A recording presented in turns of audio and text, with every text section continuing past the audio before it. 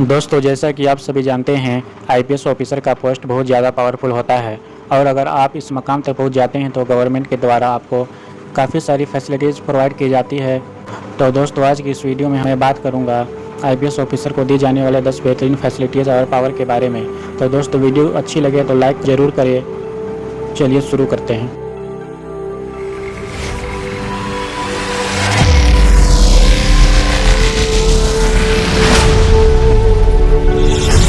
Number 1, security.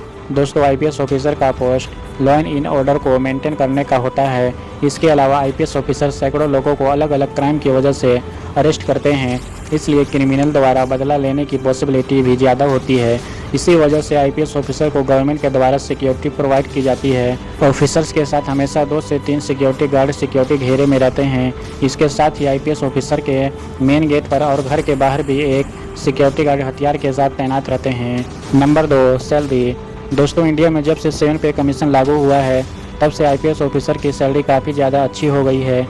तो दोस्तों, IPS officer जब ट्रेनिंग पीरियड के समय अपने पोस्ट लेते हैं तो उन्हें जो सबसे पहली पोस्ट जो मिलती है डिप्टी सुपरिटेंडेंट ऑफ पुलिस यानी डीएसपी की पोस्ट मिलती है। इस दौरान आईपीएस ऑफिसर की मंथली सैलरी 56,100 के आसपास होती है। अपनी 1 साल की सर्विस पूरी करने के बाद जब IPS officer additional superintendent of police यानी एएसपी की पोस्ट पर प्रमोट होते हैं तो उनकी मंथली सैलरी 67,700 रुपये ऑलमोस्ट तक पहुंच जाती है। तो दोस्तों, जैसे जैसे आईपीएस ऑफिसर का प्रमोशन होता रहता है वैसे वैसे उनकी सैलरी भी बढ़ती रहती है और यह सैलरी बढ़कर 2,25,000 रुपये तक पहुंच जाती है। हालांकि यह किसी पर्टिकुलर एरिया के डिवीज़न या सब डिवीज़न के हिसाब से और भी ज़्यादा बढ़ सकती है। Number 3, study leave. दोस्तों, अगर कोई आईपीएस ऑफिसर अपने आगे की पढ़ाई को कंटिन्यू रखते हुए आगे की पढ़ाई फ़ौरन से करना चाहता है तो उसका सारा खर्च गवर्नमेंट ही उठाती है। हालांकि आईपीएस ऑफिसर को मैक्सिमम 2 साल की स्टडी लीव दी जाती है। Number 4, official benefits. दोस्तों, एक आईपीएस ऑफिसर को अलग अलग तरह के पार्टी फंक्शन में चीफ गेस्ट के रूप में इनवाइट किया जाता है। इसके अलावा आईपीएस ऑफिसर जिस भी स्टेट में पोस्टेड होते हैं और अगर बाहर से नेशनल इंटरनेशनल लेवल का क्रिकेट मैच होता है तो आईपीएस ऑफिसर को वीवीआईपी इनविटेशन मिलते हैं। तो दोस्तों, इस तरह से आईपीएस ऑफिसर को काफ़ी सारे ऑफिशियल बेनिफिट्स के साथ साथ अन्य ऑफिशियल बेनिफिट्स भी प्रोवाइड किए जाते हैं। Number 5, official trip.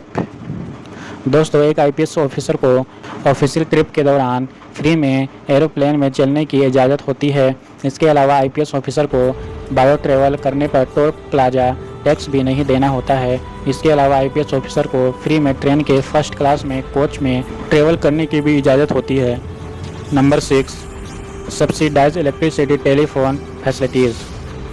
एक आईपीएस ऑफिसर को एक लिमिटेड अमाउंट इलेक्ट्रिसिटी और फ़ोन के बिल नहीं देने होते हैं।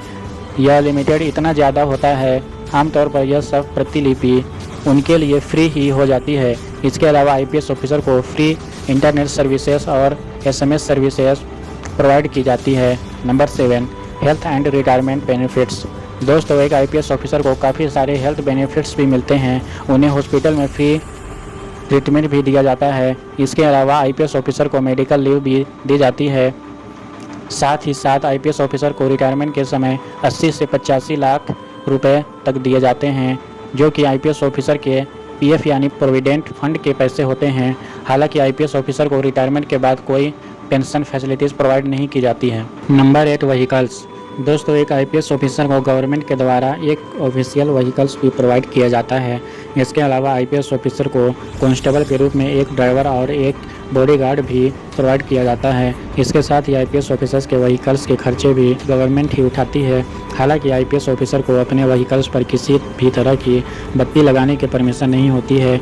जैसा कि आप जानते होंगे कि 2017 में केंद्र सरकार ने एक फैसला जारी किया था। इसके तहत वीवीआईपी के रेड, ब्लू या येलो बत्ती पर किसी भी तरीके का यूज बैन कर दिया गया था। हालांकि तमिलनाडु और वेस्ट बंगाल के गवर्नमेंट के द्वारा इस पर कलेक्शन करके अपने स्टेट में ब्लू बत्ती की परमिशन दी गई थी। तो दोस्तों, इस तरह से सिर्फ तमिलनाडु और वेस्ट बंगाल के आईपीएस ऑफिसर ही अपने व्हीकल्स पर फ्लैश के साथ ब्लू बत्ती का यूज कर सकते हैं। Number 9 official passport. IPS officer को नॉर्मल पासपोर्ट के साथ साथ एक स्पेशल तरह का पासपोर्ट भी प्रोवाइड किया जाता है। इस पासपोर्ट के जरिए आईपीएस ऑफिसर एयरपोर्ट पर सिक्योरिटी चेक से बच जाते हैं।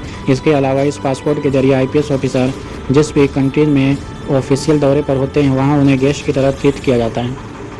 Number 10 residential facilities. दोस्तों, एक आईपीएस ऑफिसर को वीआईपी एरिया में एक खूबसूरत सा हाउस भी प्रोवाइड किया जाता है।